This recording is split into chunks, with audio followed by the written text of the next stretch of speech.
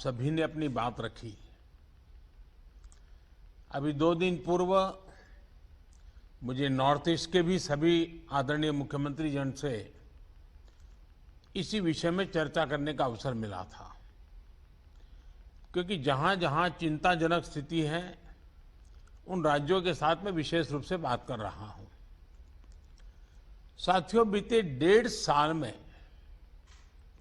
देश ने इतनी बड़ी महामारी से मुकाबला आपसी सहयोग और एकजुट प्रयासों से ही किया है। सभी राज्य सरकारों ने जिस तरह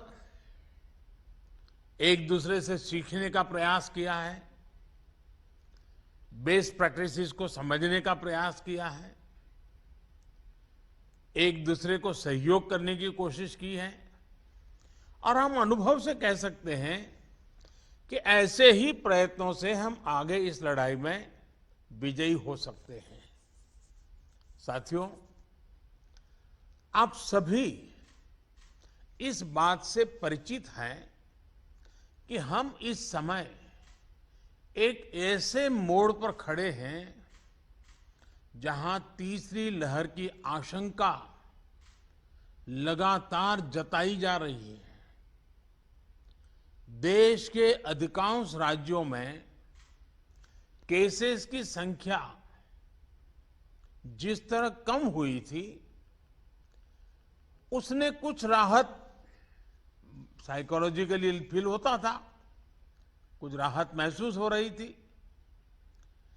विशेषज्ञ इस डाउनवर्ड ट्रेंड को देखकर उम्मीद भी कर रहे थे कि जल्द ही देश दूसरी लहर से पूरी तरह बाहर आ जाएगा, लेकिन कुछ राज्यों में केसेस की बढ़ती हुई संख्या अभी भी चिंताजनक बनी हुई है। साथियों, आज जितने राज्य, 6 राज्य आज हमारे साथ हैं, इस चर्चा में शामिल हुए हैं, पिछले हफ्ते के करीब 80% नए केसेस आप जो इन राज्यों में है उन्हीं राज्यों से आए हैं। 84% दुखद मौतें भी इन्हीं राज्यों में हुई है। शुरुआत में विशेषज्ञ ये मान रहे थे कि जहां से सेकेंड वेव की शुरुआत हुई थी, वहां स्थिति अन्य की तुलना में पहले नियंत्रण में होगी, लेकिन महाराष्ट्र और केरल में केसेस का इजाफा लगातार देखने को मिल रहा है।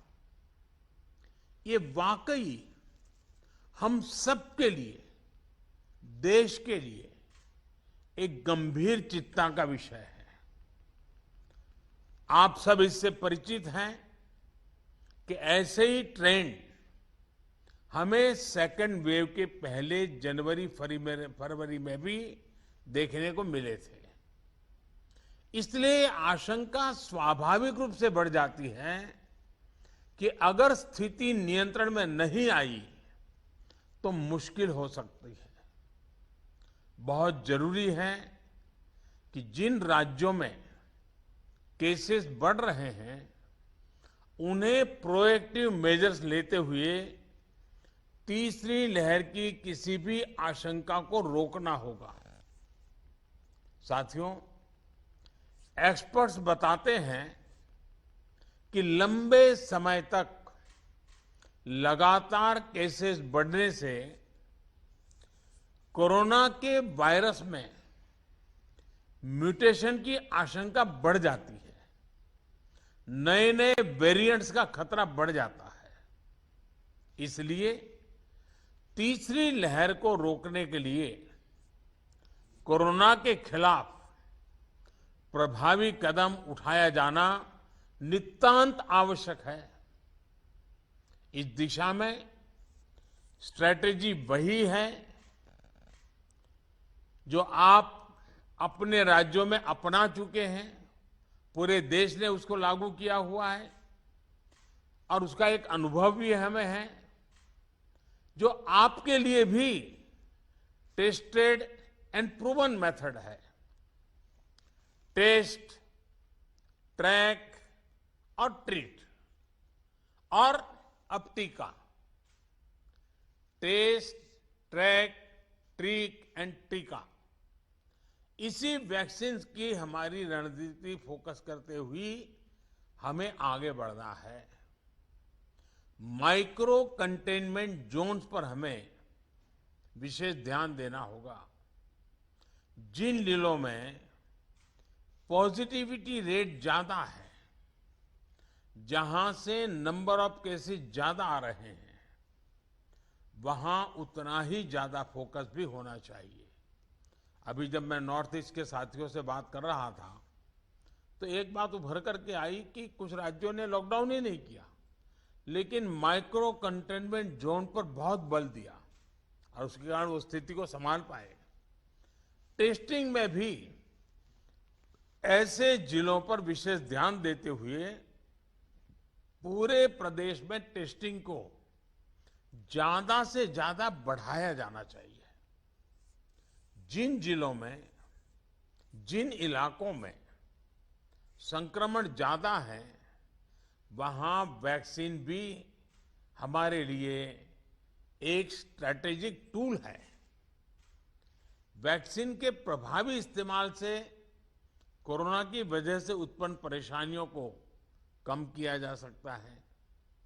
कई राज्य इस समय हमें जो विंडो मिली है उसका इस्तेमाल अपनी आरटी-पीसीआर टेस्टिंग कैपेसिटी बढ़ाने में भी कर रहे हैं। ये भी एक सराहनीय और जरूरी कदम है। ज्यादा से ज्यादा आरटी-पीसीआर टेस्टिंग वायरस को रोकने में काफी प्रभावी हो सकते हैं। साथियों, देश के सभी राज्यों को नए आईसीयू बेड्स बनाने, टेस्टिंग क्षमता बढ़ाने और दूसरी सभी जरूरतों के लिए फंड उपलब्ध करवाया जा रहा है। केंद्र सरकार ने हाल ही में 23,000 करोड़ 23,000 करोड़ रुपए से ज्यादा का इमरजेंसी कोविड रेस्पॉन्स पैकेज भी जारी किया है। मैं चाहूंगा कि इस बजट का उपयोग हेल्थ इंफ्रास्ट्रक्चर को और मजबूत करने के लिए हो। जो भी इंफ्रास्ट्रक्चरल गैप्स राज्यों में हैं, उन्हें तेजी से भरा जाए। खासतौर पर ग्रामीण इलाकों, रूरल एरियाज, उस पर हमें ज्यादा मेहनत करने की जरूरत है। इसके साथ ही सभी राज्यों में आईटी सिस्टम्स, कंट्रोल रूम्स और कॉल सेंटर्स का नेटवर्क मजबूत करना भी उतना ही जरूरी है। इससे रिसोर्सेज के डेटा, उसकी जानकारी पारदर्शी तरीके से नागरिकों को मिल पाती है। इलाज के लिए मरीजों और परिजनों को इधर उधर भागना नहीं पड़ता। साथियों, मुझे बताया गया है कि आपके राज्यों में जो 332 पीएसए प्लांट्स एलोकेट किए गए हैं, उनमें से 53 कमीशन हो चुके हैं। मेरा सभी राज्यों से आग्रह है कि इन पीएसए ऑक्सीजन प्लांट्स को जल्द से जल्द पूरा करें। किसी एक सीनियर अफसर को स्पेशली यही काम में लगाइए और 15-20 दिन का मिशन मोड में इस काम को आप पूरा करवाइए। साथियों, एक और चिंता बच्चों को लेकर भी है। बच्चों को कोरोना संक्रमण से बचाने के लिए हमें अपनी तरफ से पूरी तैयारी करनी होगी। साथियों, हम देख रहे हैं कि पिछले 2 हफ्तों में यूरोप के कई देशों में एकदम तेजी से केसेस बढ़ रहे हैं। अगर हम पश्चिम में देखें, चाहे यूरोप के देश हों, चाहे अमेरिका, इधर हम पूरब में देखें तो बांग्लादेश, म्यांमार, इंडोनेशिया, थाईलैंड, बहुत तेजी से केसेस बढ़ रहे हैं। और कल्पना बाहर का, यानी एक प्रकार से कहीं पर 4 गुना, कहीं 8 गुना, कहीं 10 गुना बढ़ोतरी आई है। ये पूरी दुनिया के लिए और हमारे लिए भी एक चेतावनी भी है, एक बहुत बड़ा अलर्ट है। हमें लोगों को बार बार ये याद दिलाना है कि कोरोना हमारे बीच से गया नहीं है। हमारे यहां ज्यादातर जगहों में अनलॉक के बाद की जो तस्वीरें आ रही हैं, वो इस चिंता को और ज्यादा बढ़ाती है। इसका जिक्र मैंने अभी नॉर्थ ईस्ट के सब साथियों से बात कर रहा था, उस दिन भी किया था। मैं आज फिर से जोर देकर के इस बात को दोहराना चाहता हूं। आज जो राज्य हमारे साथ जुड़े हैं, इनमें तो कई बड़े मेट्रोपॉलिटन शहर हैं, बहुत सघन आबादी वाले हैं। हमें इसे भी ध्यान में रखना होगा। सार्वजनिक स्थलों पर भीड़ लगने से रोकने के लिए हमें सजग, सतर्क और सख्त होना पड़ेगा। सरकार के साथ साथ अन्य राजनीतिक दलों, सामाजिक संगठनों और एनजीओज को, सिविल सोसाइटी को साथ लेकर हमें लगातार लोगों को जागरूक करते रहना है। मुझे विश्वास है कि आप सबके व्यापक अनुभव इस दिशा में काफी काम आएंगे। आप सबने इस महत्वपूर्ण बैठक के लिए समय निकाला, इसके लिए आपका बहुत बहुत धन्यवाद। और जैसा आप सभी आदरणीय मुख्यमंत्री जी ने उल्लेख किया, मैं हर पल अवेलेबल हूं। हमारा संपर्क बना रहता है।